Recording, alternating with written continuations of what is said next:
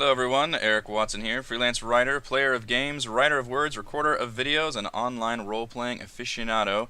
Welcome to another Roll20 review, a written and video review series where I take a look at the marketplace section of online role-playing website Roll20.net. With this video, we'll be looking at the Roll20 adaptation of the first ever officially licensed Pathfinder adventure path, Crownfall, which is part 1 of 6 of the War of the Crown adventure path, which is out today, March 22nd, 2018, along with the official release of the Roll20 Pathfinder character sheet. A review copy of the module was provided for the purposes of this review. Hello. So my own experience with Pathfinder is quite limited. When we first got into doing role-playing games online via Roll20, we actually started with Pathfinder and played it for several months. That game was unfortunately canceled, our GM left, and it would be several years before we got bit by the RPG bug. Again, first with Shadowrun, and then with Dungeons & Dragons 5th edition, which is currently ongoing. So now finally Pathfinder has officially come to Roll20. Now Roll20 is completely open, meaning you could always play Pathfinder, but now with the official licensing support comes official Roll20 created character sheets, which are designed to look exactly like official Pathfinder sheets, as well as professionally adapted modules of the Pathfinder adventure paths, the likes of which we've been seeing and I've been reviewing for D&D 5th edition over the last several months. So the first official Pathfinder module on Roll20 is Crownfall, written by Thurston Hillman, and Crownfall is part 1 of 6 in the War for the Crown adventure path, which is the current ongoing adventure path for Pathfinder. And adventure paths are, like, instead of releasing large $50 campaign books as Wizards of the Coast does with Dungeons & Dragons every 6 months, Paizo releases episodic modules called adventure paths, which are kind of like arcs in a comic book series. And they're designed to essentially play with the same characters and the same story. They just release, like kind of one after the other every month or so, and just are their own kind of self-contained campaigns. So Crownfall is designed for level 1 player characters, brand new, and it's all about politics, specifically the political upheaval taking place in the city of Apara within the region of Taldor, the Empire of Taldor. Again, I'm not well versed on my Pathfinder lore or knowledge, so apologies for that. Now, since Crownfall is a relatively recent release, I believe it just released in actual print form last month in February, I'm going to be analyzing the module itself as well as the Roll20 adaptation, which obviously we'll be taking a look at here on the video. So, what do you get with the $27.99 Crownfall War of the Crown 1 of 6 module?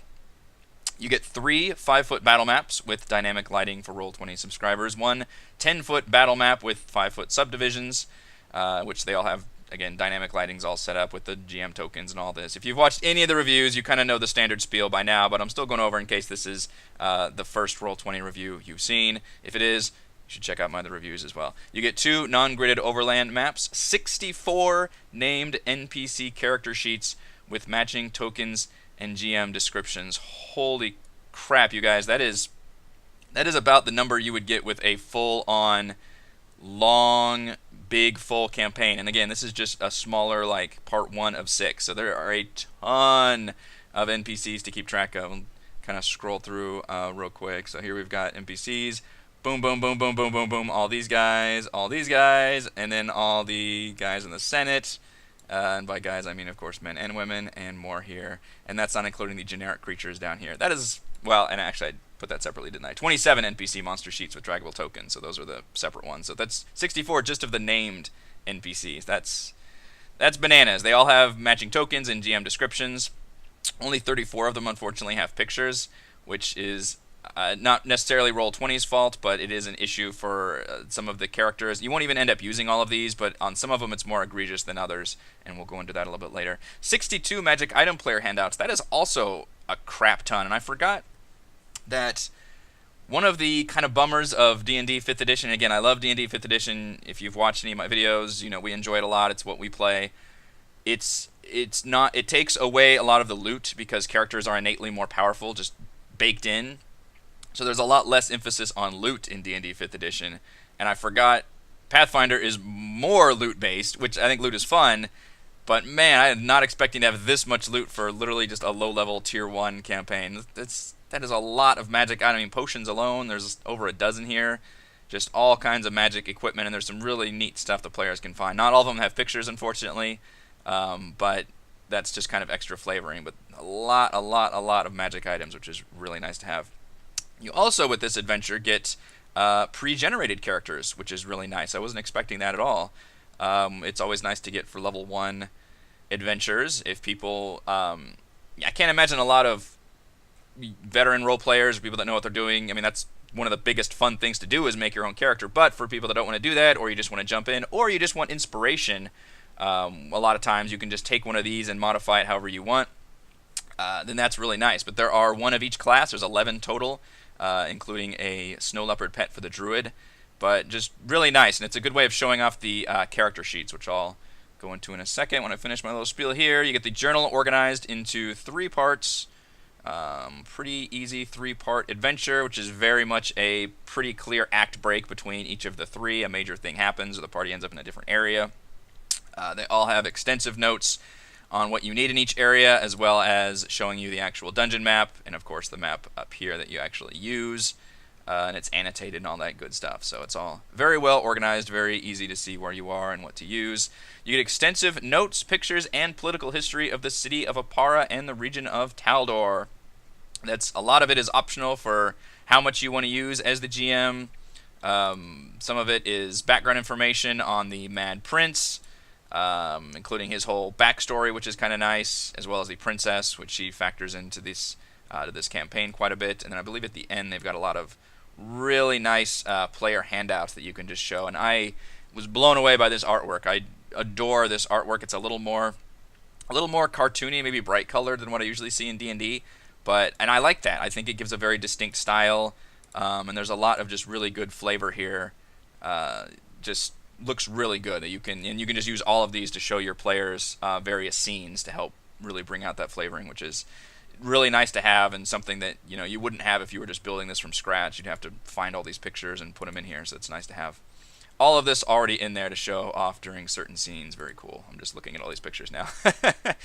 You also get rollable tables for optional random encounters and rumors in Apara, which I don't think you would end up actually using the random encounters table too much. It's a pretty linear adventure designed to shepherd your players from one area to the next, which I'm fine with because it generally kind of works pretty well. But it is there in case you want to throw some random encounters specifically in the city. So let's go over the character sheet first, and I'm going to use, because we want to see the PC character sheet. Where are those guys? Okay.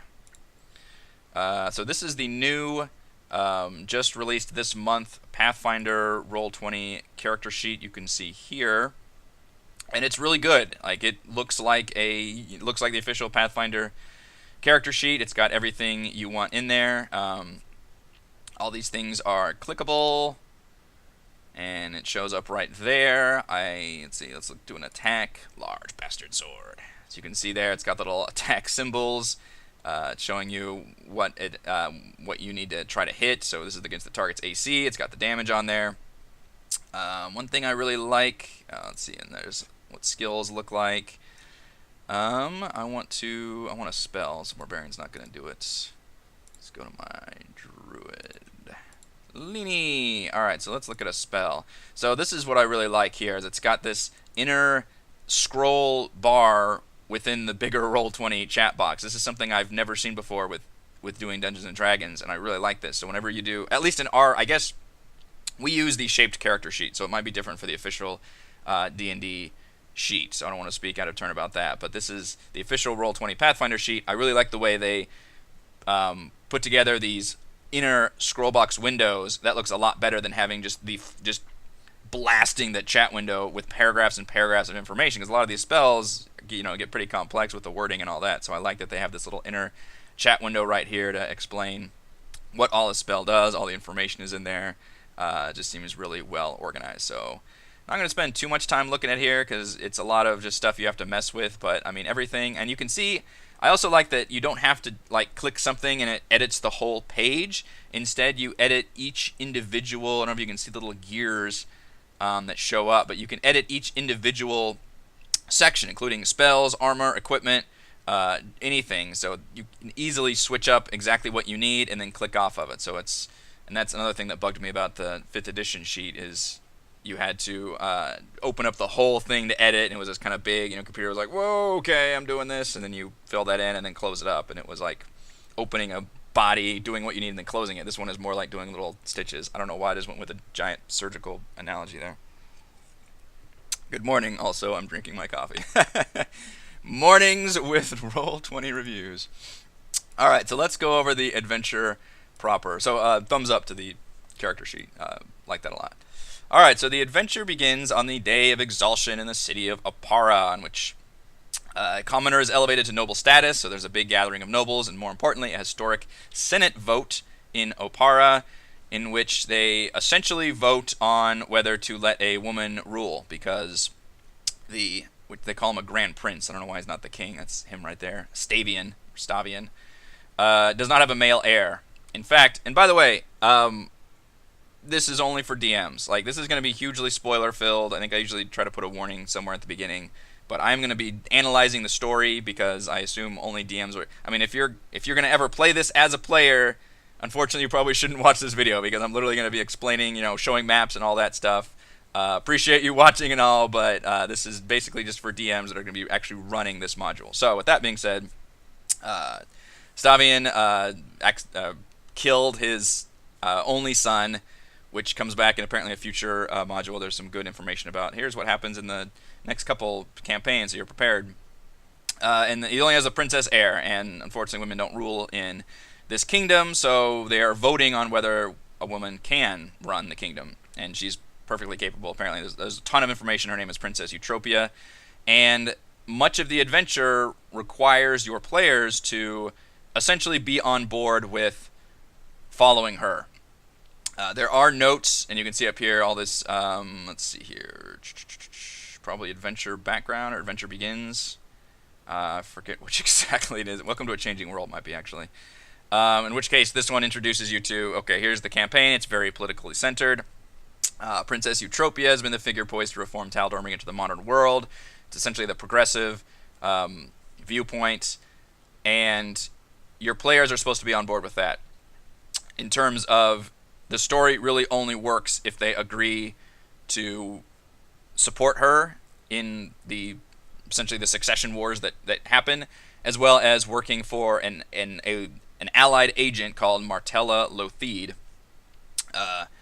And if they don't, there are notes in here about, hey, if you want, you can put your, if one of your players wants to rule the throne, that's an option, because it is, it's an RPG. Like, there's things that are going to happen, and your players might obviously do things that you're not going to be prepared for. But the adventure basically warns that, like, look, your players want to be more like the Jack Bauer, the James Bond, the actual undercover badass agents behind the scenes, and not necessarily the actual political figures themselves. So they're the behind the scenes, and I think that's the more exciting thing, and it's a cool way to spin it. But you do have to explain that to your players. Like, here is the role you guys should be really fitting in, and assuming everybody's fine with that, then I think the adventure works really well. I think just be open about, like, this is a political adventure, but you guys aren't, we're not forcing you to play the actual politicians here. You guys are hobnobbing with the politicians, but you're the undercover agents, involved in the backstabbing and the political intrigue and the guarding of the actual political figures. So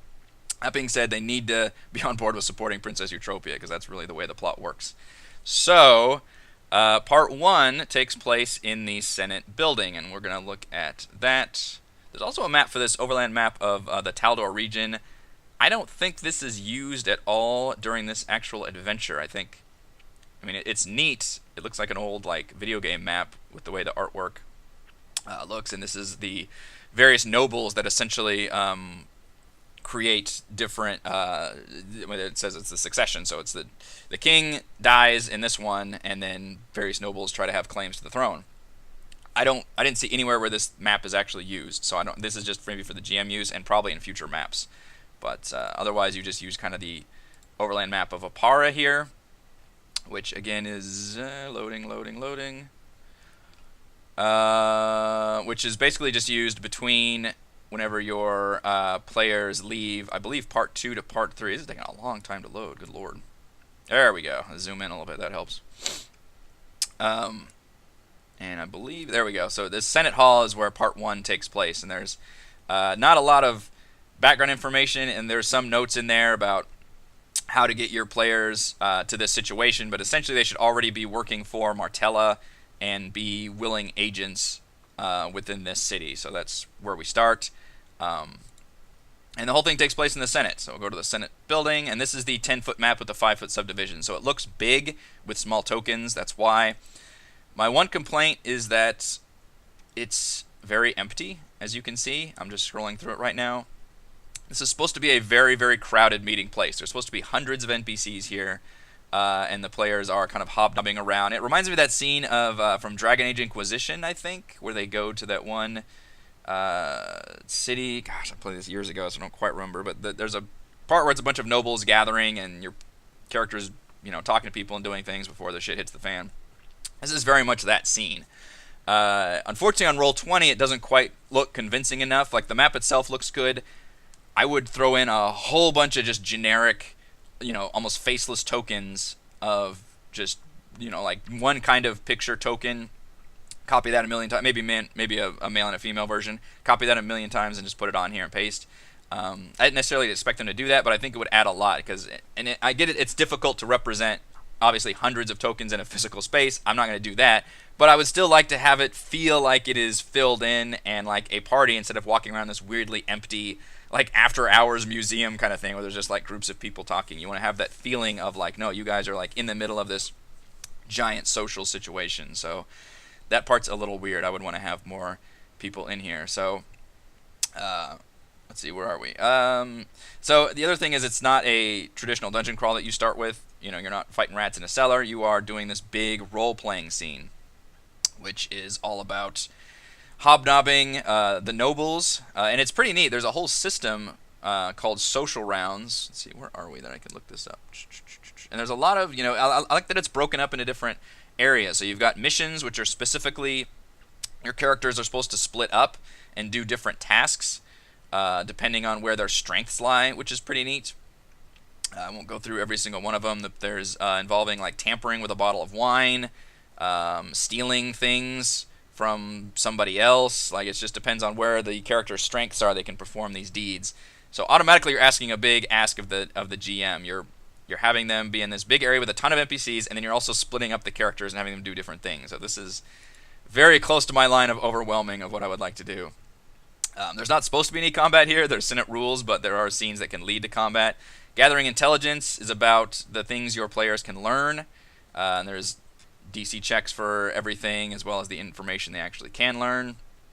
Dramatis Personae includes all the information of the important figures. There are 8 here, and there are notes on how the players can discover their weakness, as well as what checks involved to influence that person, how many checks are needed. And that's really cool. Essentially, there are events. I think it's in the events section. Yeah, so you've got Event 1, Event 2. Oh, no, this doesn't include it. There's somewhere. Okay, there we go. Where it says social rounds. Like, the PCs have 4 social rounds for the start of the next event. So essentially, this section is broken up into these scripted events. And then between each events, the PCs are meant to split up and go on these little social excursions where they can influence either a specific area or a specific NPC. And that's neat. That gives a lot of assertive power and choice to the players. I just feel like it's also very tricky for a GM to run, specifically as this is the very first like level 1 thing you're doing. So there might be some new GMs to Pathfinder trying to run this, and it looks pretty damn difficult to try to do that. Like, I've been DMing for years, and I already am like, whoa, there's a lot of NPCs to keep track of, a lot of things happening. This seems pretty tricky. But it seems interesting too. Like, there's some neat events. People are gathering together. There's a whole thing about standing in line. There's a part where somebody like sneaks off and tries to unleash the bees on people, and your players can stop them. A lot of kind of social faux pas they can make. The biggest event is and the vote, and you're supposed to be influencing people to essentially vote for what is it called, to end Pregenerated or something. I can't even say that word. It's essentially end the rule of firstborn male heir, so that Princess Eutropia can rule. And it doesn't feel like it matters much what they're actually voting for.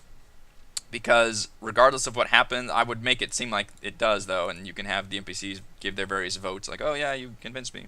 But the scripted event is that the king or the Grand Prince shows up after the vote passes, and orders everyone to be killed. He's gone insane. Essentially, he's deranged by now. He's paranoid, and that his daughter wants to kill him because she is usurping the throne, when actually she is just making sure that she is the next in line.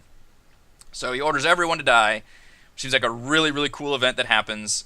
And then, like, right when the PCs are about to be attacked by all these guys coming in just hacking all these poor senators to pieces, their ID badges that they got from Martella teleport them to a dungeon beneath ground as a emergency safety measure, which is also really cool. So essentially they go from this big role-playing moment, a series of scenes, and then there's this big scripted event that happens, looks like, oh shit, and then they get teleported into a dungeon where, like, they're completely alone and cut off, and they have to escape this dungeon. I love that. That's really cool.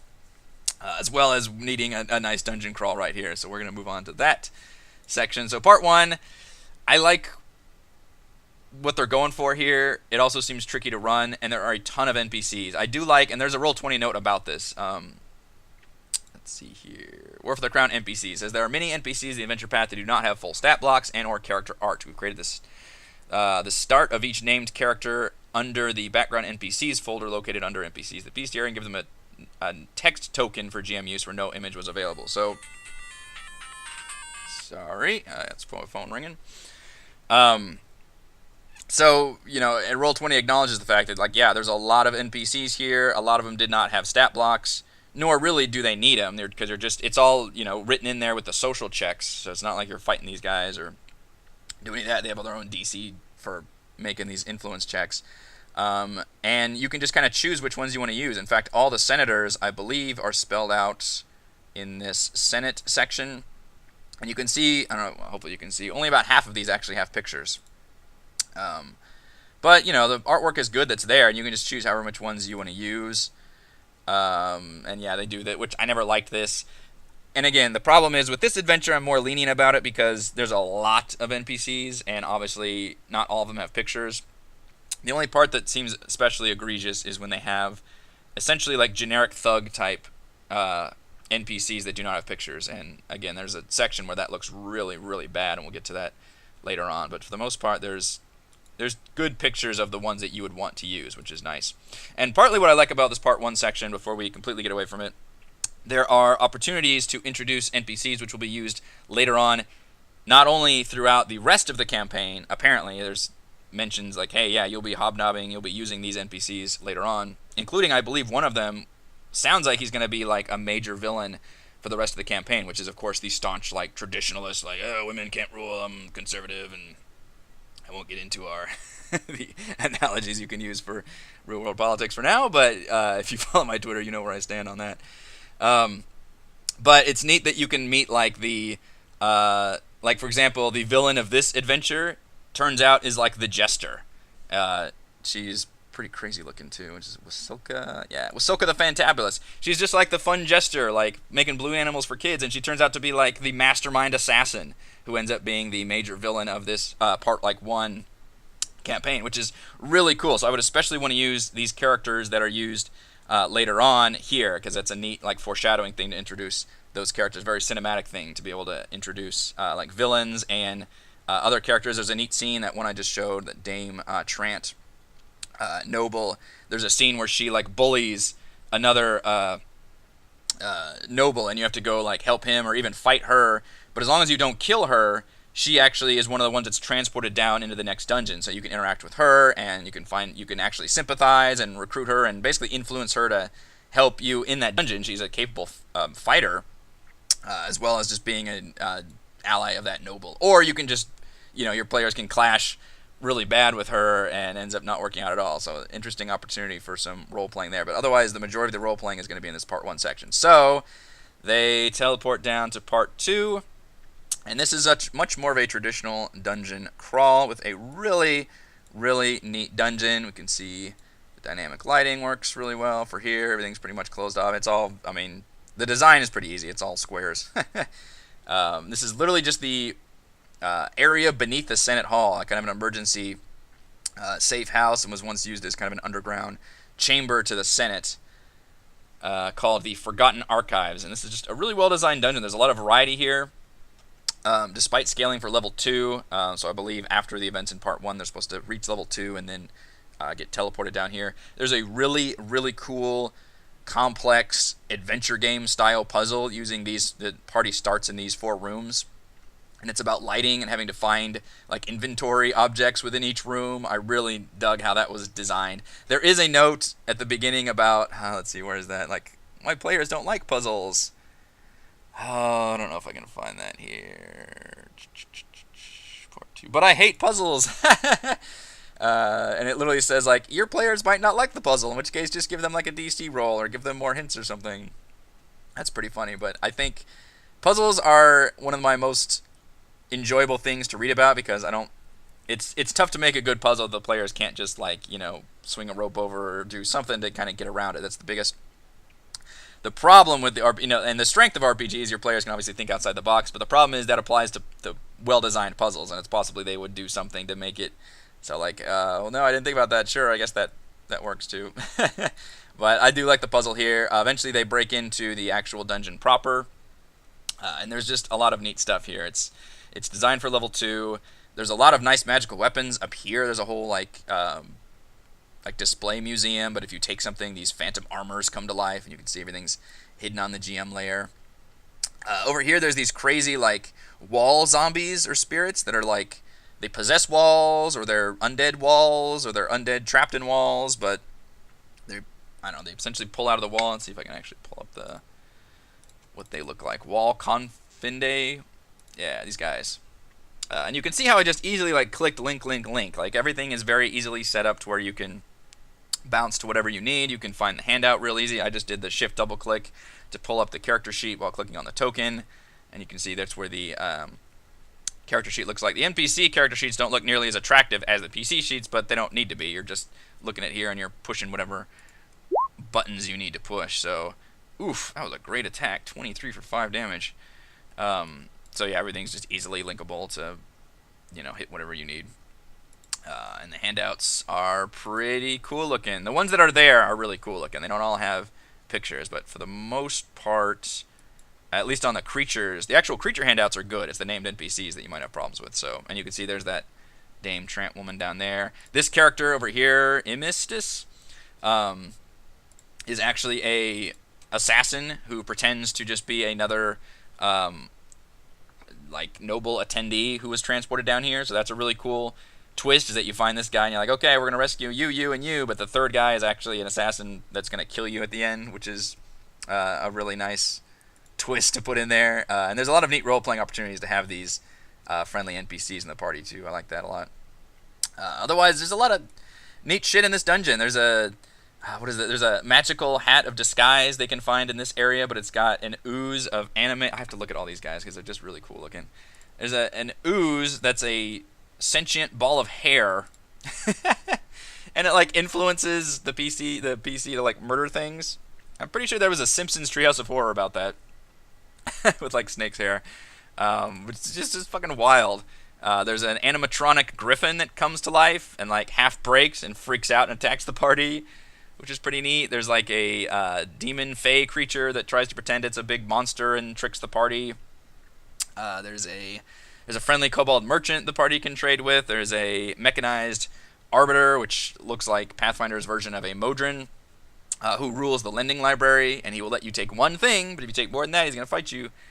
There's just a lot of really fun things in here. I really like the design of this dungeon. There's the boss is this dire rat wizard who I think used to actually be a senator who got transformed, and they have to fight him to get out of here. So I really, for a level 2 dungeon, you can't do much with low level stuff, but they do a lot with this one, and I appreciate that. It's really neat. I like the design of this dungeon quite a bit. When they reach the end of it, they fight these assassins who have broken down into it, and they find a note on there saying that they have taken essentially Martella's safe house because, unfortunately, Martella, who again was your employer, she thought she was rescuing, kind of like you did with the halfling guy I just showed you. She thought she was rescuing a bunch of people, including that Wysilka jester lady, but it turns out they're all assassins, so they immediately turn on her, capture her now that they know where the safe house is, and then take it over, which is another really cool twist. So you pop out of here, and meanwhile, I think that Martella lady can also talk to you via her badge. So there's a scripted series of lines you're supposed to give her, Martella's missives here, and it's got message 1, message 2, and they're all this nice. They kind of give this sense of urgency throughout the dungeon, which is really cool too. So part 3, you escape the dungeon and you get directions, or you figure out where to go, which is the Dignified Repository. I don't think that's actually on this map, but it's... and I assume, Apara, you're going to use this in future campaigns, because I think we only use the Senate Hill, and then we use the Repository, which is probably... I don't think it's on here. It's just a warehouse somewhere in this city, which leads us to part 3. So at this point, the party should be level 3, and you can see this is very much a warehouse. And this is the part where it sucks that the certain creatures don't have pictures, because you've got just this generic kind of grunt assassin called a Silent Initiate, but it doesn't have a picture. So you've got a ton of these tokens with no pictures, and that looks horrible. I hate that. I don't know why. Again, it's not Roll20's fault that there wasn't a picture for this creature, but I don't think the solution is ever to have the printed words on the token. I think that looks super bad. So, for example, you could use this picture of the Silent Cultist, which is not the same creature stat block or anything, but I imagine it would look pretty similar to a Silent Initiate. Just use that picture, use that token for these tokens, and just name them something different. And put a note in the Roll20 thing saying, hey, there wasn't a picture for this, we just used this picture because it was the closest thing we had. You know, I get that you can't come up, you know, every time for all these cases for an original picture. You can't just search Google image search and then turn around and sell this module. There's a lot of rules about that. You know, you actually have to commission art and license that stuff. And I don't expect them to do all that, especially for a whole bunch of, you know, very specific named NPC pictures for this module. But the solution that I would want is to use the art that you have and just copy that over for a reasonable facsimile, and I think that would look better. So I think that just looks really bad right here to have so many tokens without art on it. It's just the same generic token. The warehouse presents a nice little more open-ended area. The PCs need to infiltrate it. Essentially, it warns you that this should be a stealthy approach, or like a distraction approach rather than just a full frontal assault. And if they had influenced one of the nobles from part 1 correctly enough, then that noble can leverage her army of Pathfinder, the Pathfinder Society, to help essentially assault the warehouse while your party goes in and takes care of the stragglers. So there are multiple ways of approaching this. But I think this map looks especially good in Roll20. I like that it's not just an empty warehouse. It actually is full of crates and things that block line of sight, and they do block line of sight. You can see there's sight blockers throughout. I don't know if, let's see if any of these guys have actual vision. They probably don't know. So let's try and bring, let's see if the PCs have vision. And we can look at that. They do. Okay, so you can see what I did just there. I just literally dragged that token onto the board. It immediately has the correct hit points and armor class, and even already has vision. So I can walk around and dynamically see the vision, and you can see the way that it cuts off what all you can see. It's kind of, it's interesting the way they did it. You know, they didn't draw like boxes around every single individual crate. Instead, they just kind of drew generic lines, because you don't really know how high the boxes are, where you can see, and I think that's a fine solution. I wouldn't expect them to be terribly intricate about it, but I'm glad they at least did something here, because I think that's an important point, is to block that line of sight just kind of throughout. So that looks really nice to do that. Essentially, it's pretty straightforward, though. You're just supposed to assault this place the best way you can do it. There's one kind of mini-boss up here, Mr. Smiles the Third. And I learned a lot about, apparently Pathfinder has really fucked up halflings that have this like dark assassin god that they worship, and they do terrible things, and yeah, they're creepy as shit. So you fight your way through the warehouse, and then the underground area leads to Martella's safe house, which is supposed to be a safe house, but unfortunately, she, in rescuing the halflings, or well, at least rescuing that one jester lady, she kind of literally told them where her place is. The halfling woman turns on her, captures her, and now it's the players that have to rescue Martella. And there are detailed notes about why Silka, the villain, which I appreciate. even if you're not going to use any of that as a GM, I like that the NPCs that are used a lot have a lot of information. And you can see, I mean, look at this. This is all the villain's backstory. And that's pretty amazing. Now, the cool thing is, again, as I said, she's in part 1, and you can talk to her and lay out like that she has some like magical abilities, but you're not supposed to give away anything about what she is, no matter what the players roll. And then obviously they see her there and like, oh shit, that's crazy, it's her, it's a freaking jester. That jester did it. Excuse me, which is great. So yeah, they're supposed to just go through this final area. It's pretty light on enemies. I believe the players are level 3 by now. There's one really creepy, cool enemy, and I think Roll20 might have messed up a little bit here because it's supposed to be. This should have been a rollable token because it's supposed to appear as a little girl or halfling child. Look how creepy that is. It's a Fantuanet. It has this aura where it can appear as essentially just a aura of revelation. Appear as an adult halfling or a human child to all creatures outside of its aura.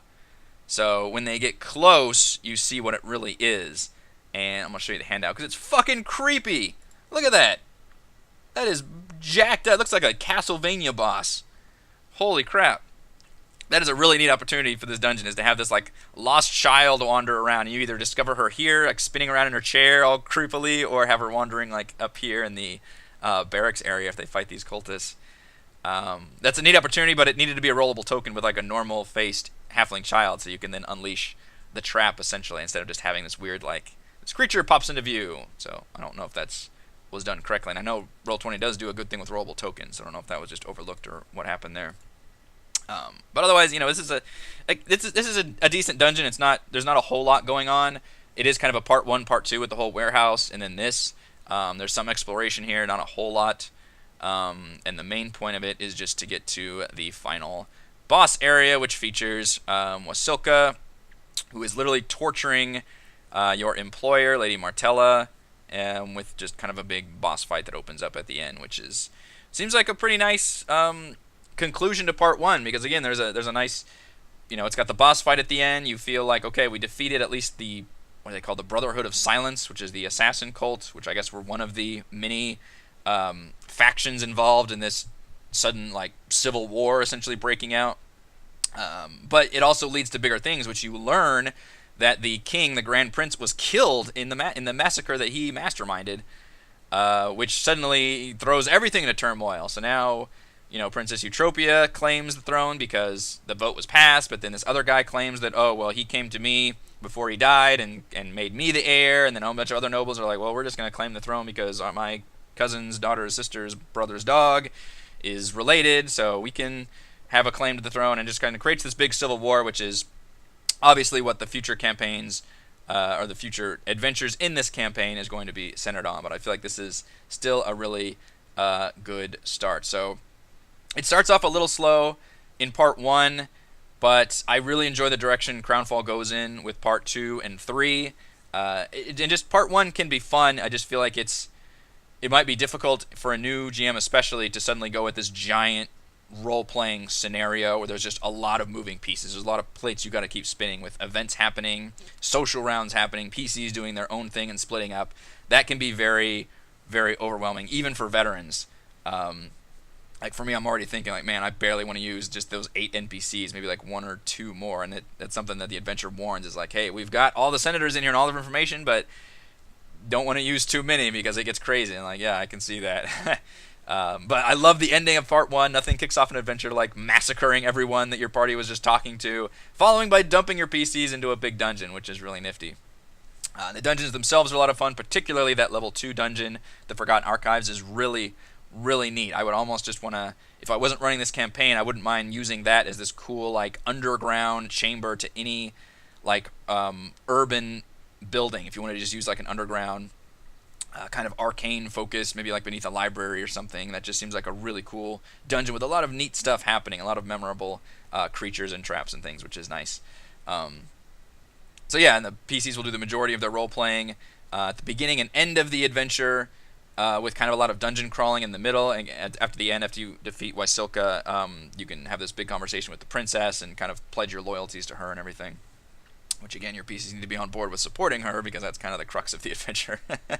But I like the adventure. Thumbs up to it in general. We'll go over my pros and cons real quick to wrap this up. Pro, it's just a solid adventure with a good mix of role-playing, puzzle, dungeon crawling, and combat.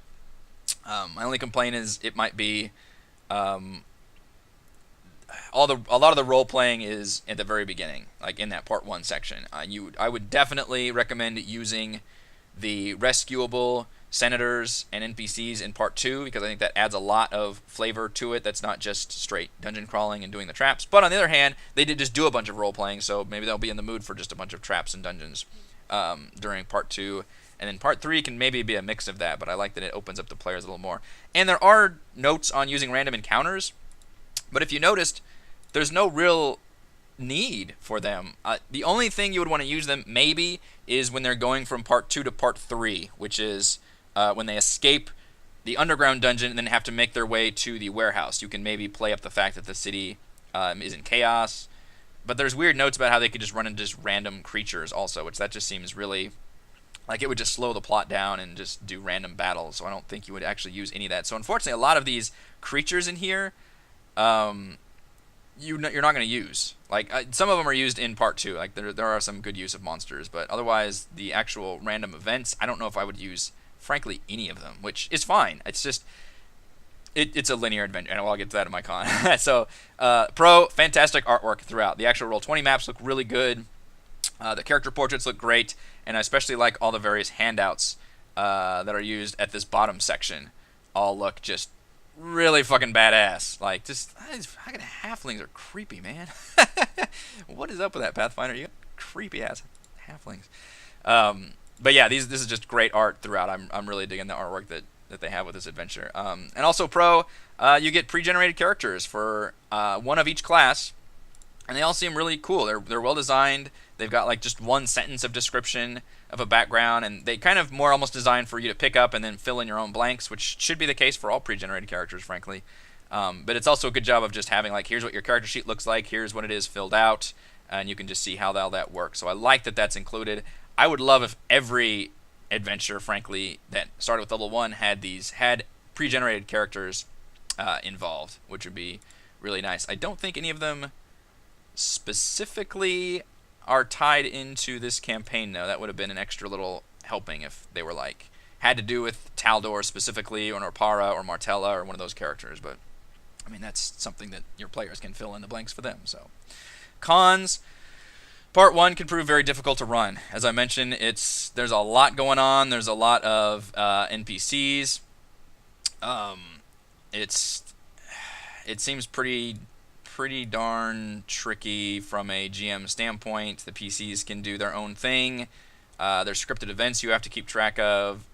It's tricky, and it's tricky that's the first thing that you start out with in like easing your players into a campaign. And if you've been DMing for a while and you've been with your group for a while, that's a lot of easier pill to swallow. But if this is like your first time DMing, or this is a first time group, and that scenario can certainly happen because this is a level 1 adventure, just be prepared. Read through that section very many times, know what's going on, because it can be tricky. Unlike a dungeon, you can see where your players are, and you can be like, okay, I need to prepare, this certain radius out from where they are based on how long our sessions are, and go from there. Whereas the Senate area, you can like, well, I can plan for this many scripted events, but I don't know exactly what my PCs are going to do. Again, RPGs are all about ad-libbing and shooting the shit and all that, but it seems like a difficult section. Con, only about half the named NPCs have pictures. That's kind of always the case with these Roll20 adaptations, because the artwork they're only going to use the actual artwork provided in the printed material, and they never provide, the published material is never going to provide a picture for every single named NPC. It's not feasible, which is fine. And I think it's fine, especially because a lot of NPCs you're not going to even use. But it's bad when you have like generic ones like that Silent Initiate that just has nothing, and you fight them a bunch. Like, that looks bad. So I would really just use like a Silent Cultist for there. And plus, I would want to have generic picture tokens to fill out that Senate floor. As I said, that Senate floor is super empty, and I would want to fill that thing out. So that's kind of another. It's kind of a con just as a result of how it ended up looking in Roll20, and especially because it's a 10-foot with the subdivisions, it looks like extra empty. So it's a nice looking map itself, but even once you fill out, you can see the tokens up here, the actual GM layer, because you can decide where to put them all. It's still going to look not as full, so I would want to have just a bunch of generic NPCs in there just to make it look like it's full of hundreds of people. The other con is that it's a really linear adventure that only works at the PCs, except to work with both Martella and Eutropia, which is fine. I think, I know my group, I think would work really well for this in terms of being shepherded from one event to the other. There's still things for the players to do within those events, especially Part 1 is open-ended, and the way they tackle Part 3, at least initially, with how do you want to approach the warehouse? Do you want to enlist the aid of that noble woman who's got all the resources, or do you want to just go in stealthy, or do you want to have some players distract, or how do you want to do it? That offers a lot of opportunity. But it is very much a Act 1, Act 2, Act 3, you're in this spot, you're in this spot, you're in this spot, and here are your allies and here are your enemies, which for a campaign about politics, you'd think that would be more gray area, and maybe it does lead to that in the future, but for now it seems very much like Princess Eutropia is genuine, just kind of your good character you should be supporting, and the whole adventure kind of rests on that being accepted by your players, which they should be able to accept, but just be prepared to kind of almost say that at the outset, look, your player background states that you are for Princess Eutropia, you support her, you have no reason to doubt her, and then we'll go from there. If they're cool with that, then I think they're cool with the adventure. So, final verdict, I think Crownfall is an exciting start to a politically focused campaign of intrigue and backstabbing, and a solid adventure, a solid introduction for Pathfinder modules on Roll20. So thank you to everyone for watching this video review. You can see my written review at roguewatson.com, as well as additional Roll20 tabletop and board game reviews at roguewatson.com. And you can follow my own D&D adventures, not quite Pathfinder, but D&D right here on my YouTube channel. Thank you.